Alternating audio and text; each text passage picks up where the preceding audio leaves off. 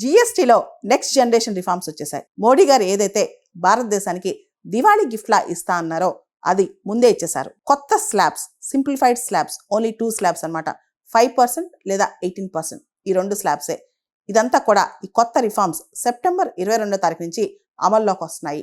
ఇది GST council 56th మీటింగ్లో ఈ నిర్ణయం తీసుకున్నారనమాట. మొత్తం ట్యాక్స్ స్ట్రక్చర్స్ని రీవ్యాంప్ చేస్తూ 2 రేట్ సిస్టమ్ తీసుకొచ్చారనమాట.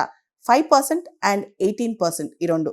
దీంతో పాటు స్పెషల్ రేట్ అని చెప్పి 40% ఏదైతే సిన్ గుడ్స్ ఉన్నాయో, ఏదైతే మనిషికి హాని కలిగిస్తాయో లేదా లగ్జరీ ఉంటాయో వాటికి సంబంధించి tobacco, luxury items, large cars, helicopters, వీటికి చాలా ఎక్కువ పన్ను 40% వేశారనమాట. ఈ కొత్త స్లాబ్స్ అని కూడా సెప్టెంబర్ 22వ తారీఖు నుంచి అమల్లోకి వస్తాయి. అయితే టొబాకో మరియు టొబాకో రిలేటెడ్ ప్రోడక్ట్స్ మీద ఎప్పటి నుంచి ఈ కొత్త పన్నులు అమల్లోకి వస్తాయి అనేది ఇంకా స్పష్టత రాలేదు. దానికి సంబంధించి ఫినాన్స్ మినిస్టర్ తర్వాత డేట్స్ ప్రకటిస్తారనమాట.